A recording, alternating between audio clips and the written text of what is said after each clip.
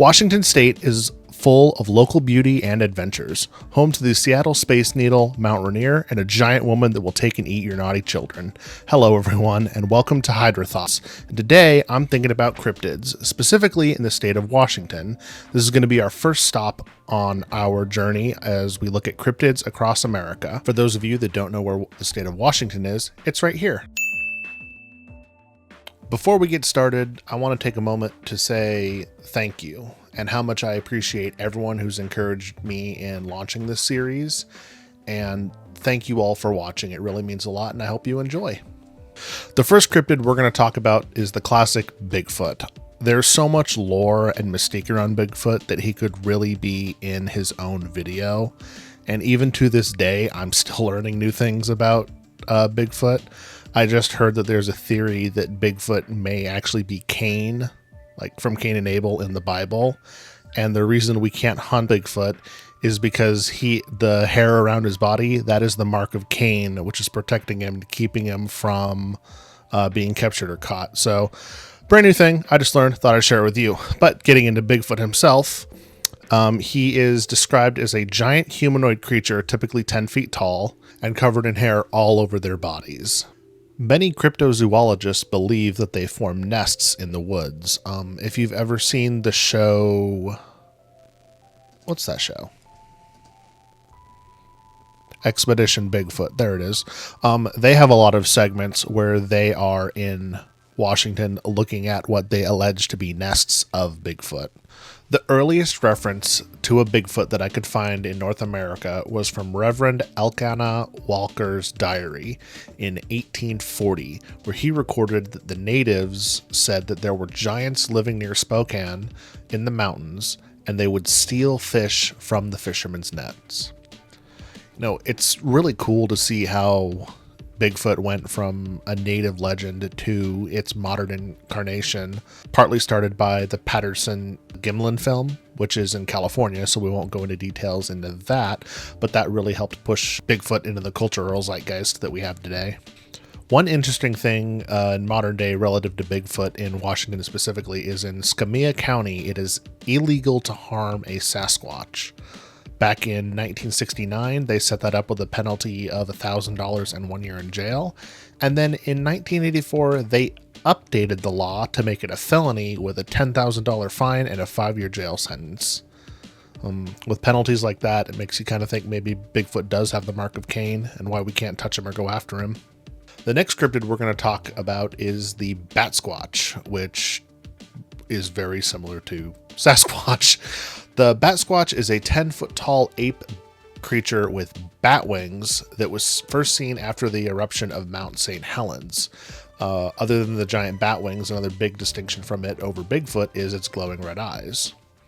In April of 1994, near Buckley in Pierce County, Brian Canfield, an 18-year-old Washingtonian, saw the creature flying away. He is quoted as saying, "It was standing before me like it was resting, like it didn't know what to think. I was scared. It raised the hair on me. I didn't feel threatened, I just felt out of place. It's looking right at me in a deep stare, like right through me. It's standing perfectly still. It stood for how long? A few minutes? Several minutes. Then its fingers twitched and started flapping its wings. A few minutes later, the truck started and I took off as fast as I could." This account was recorded by the News Tribune columnist C.R. Roberts, who wrote about the encounter, saying, "The Mount Rainier area youth spotted the creature while driving in the foothills of the mountain, and it stood in front of his car for several minutes before flying off in the direction of Rainier." After this account, reports of the creature slowed down and spread across the West Coast, with later reports coming in from Ohio. You know, this is an interesting creature because it's a variation of the well-known Bigfoot creature, and when I first saw the picture of it, it looked like Man-Bat from Batman the Animated Series. It's just the same vibe I got from it. Other than being Bigfoot with wings, there's nothing else that's super exceptional about this cryptid. Next, we're going to go a little bit aquatic, going to the Tacoma Narrows octopus, aka the king octopus. This octopus is a 600-pound giant Pacific octopus that lives in the Tacoma Narrows and is alleged to have destroyed the Tacoma Narrow Bridge in 1940 by either pulling it into the Narrow or pulling at its weak points, causing it to collapse. The myth of this octopus comes from the actual giant Pacific octopus that live in the area, and they can grow up to 24 feet long and 160 pounds, which is just crazy to think about. A sea creature that large. Insane. For a while, there was actually an event in Tacoma called Octopus Wrestling, where a diver would descend, lure an octopus out of its hole, and then try to pull the thing back up to the surface. And this is back when they had the giant, I want to say iron. I'll fact check that later. The giant iron swimsuits with the canvas bodies, and they would go down into there, get a 160-pound animal out of its home, and then drag it back up to the surface, which is crazy. The official reason the bridge collapsed was due to 40-mile-per-hour wind, and the fact that the bridge bounced even with slow sub-5-mile-per-hour winds. The vibrations caused eventually led to the whole thing failing. But I like to think it was really a giant octopus, and the impact of this octopus and its legends live on, and it has become the unofficial mascot of Tacoma, even being featured in murals in the area. Alright, next up is the one that I teased earlier, the giant ogress that will take your children and eat them, the Basket Ogress. So the Basket Ogress, or Zunu Ka, is a creature from the indigenous Northwest tribes that is either a bringer of wealth or a snatcher of naughty children. So what she does is she captures them in her basket and then takes them back to her lair to consume them. But thankfully, she's not that smart. So most people that got captured were actually able to escape, but if she does keep you and get you back to her lair, you will be eaten. Some versions of the myth say she's able to regenerate herself and her children can be regenerated, which is interesting, while others say that if you can control her children, she will bestow wealth upon you. There's a lot of stories about the Basket Ogress and different levels of importance depending on the tribe and the story being told. So this is just a super high level. If anyone in the comment section knows more about this, feel free to educate me. I'd love to know more about it. The next creature we're going to talk about is an American critter found in Fearsome Critters of the Lumberwoods by William T. Cox. The Gumberoo is a large black bear-like creature, but with no hair, and its skin is so tough that even bullets cannot penetrate while you're shooting it. So here we have another large creature with tough skin that lives in the woods and is magically not a Bigfoot relative. That's kind of insane on this one. There's just kind of a one-pager about this creature, not a lot of other info about it. So I tend to think that somebody saw a black bear with mange and made up a really cool story about it, and that's how we got this cryptid. Another American critter that we're going to talk about is the Agropelter, a monkey-looking creature with long, almost tentacle-like arms that lives up in the trees. It's very territorial and it hates anyone that invades, so it will use these long arms to break off branches and pelt trespassers with them. Hence its name, the Agropelter. Very on-the-nose name for that cryptid. One thing that I thought was funny when I was looking at this creature, because again, there's not a whole lot of info about them, is that they live primarily off of a diet of woodpeckers and owls. And because the woodpeckers and owls are becoming endangered, the Agropelter is also becoming endangered and harder to find, which is why we can't find anymore. I love when real science fits into cryptozoology and it justifies why you can't find a creature. So for this next one, we're going to go back into the water because we're going to talk about the Lake Chelan dragon.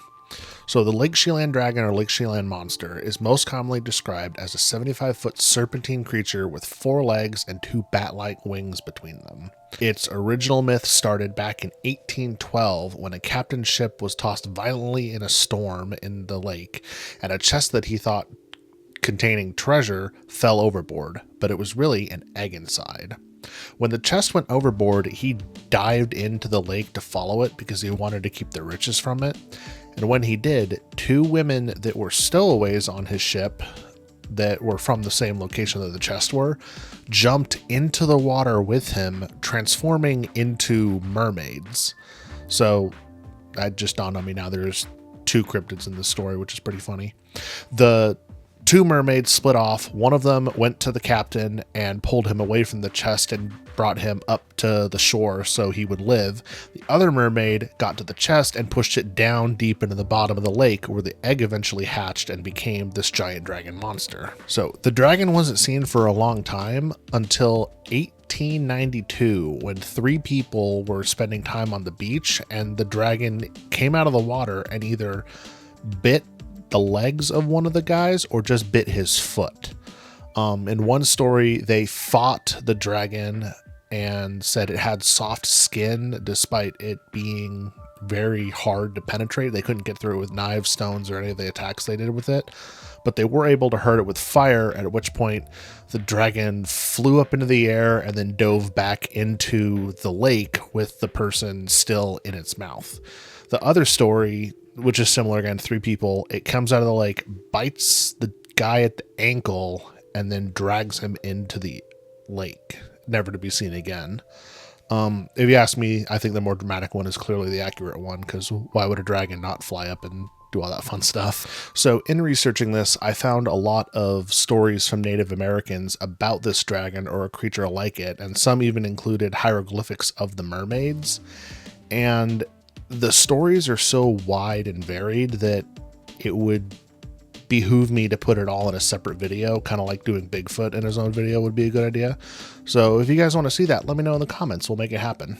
So the last creature that we're going to talk about today, and another Native American one that I think is pretty cool, is the Baxbakwalanuxsiwae. And yes, that is how you say it. I will put its name on screen. You pronounce it. Anyway, it's also known as the cannibal at the north end of the world and he who first ate man at the mouth of the river, and a ton of other equally long, ridiculous nicknames for it. It is one of the scariest creatures of the Batsquatch folklore and is a central figure in the Hamatsa or cannibal ceremony. And if I butchered any of that, I'm sorry. I tried. So he's got the shape of a human, but he's covered from head to toe in mouths that just consume and yell hap hap hap, which means eat in their language. So it's just a body of mouths yelling eat, eat, eat, eat, eat all the time. In one of the more detailed stories about him, he was chasing a shaman with his wife and they were trying to consume the shaman. He had escaped from him and ran from them, constantly being chased. Eventually, the shaman was able to trick him into falling into a pit, and then he burned the pit, causing the creature to just turn to ash. And then he blew the ash into the air, and that gave birth to the mosquitoes of the world, which I think is such a cool creation story for such an annoying little bug. This is a fun one. I like this one a lot. The folklore and legends around not just this creature, but the whole culture that he comes from seems really cool. So down the road, I might do a dedicated video just to the myths and stories of this culture. That does it for the cryptids that we're going to look at today. There were more, I'm sure, that I wasn't able to get to or couldn't find any information on. One that I thought was kind of funny that I went down a rabbit trail looking at was the Willituck sea serpent, which I thought was an actual cryptid, but after digging more into it, I found out it's a mockumentary based on the Loch Ness Monster and what I think are the legends of the Chelan dragon. Cryptids have had a positive impact in their local communities, some as a living legend in native people, and others as part of the local culture, like we saw with the Tacoma octopus, or how it's illegal to hunt for a Bigfoot in some counties in Washington. But it's not just the local culture and art that's impacted by this, it's also activities. Like the Washington Trail Association website has an actual guide where you can look and see which trails you're most likely to find a cryptid on, encouraging more tourism in that section and kind of playing into the myths and legends that they have in their local area. But with that, I want to say thank you guys. I appreciate you staying with me through the whole end. A special thank you to the Book of Creatures for having great resources and a lot of fun pictures. I use some of them in this video. Huge thank you to them, and I hope to see you guys in the next one.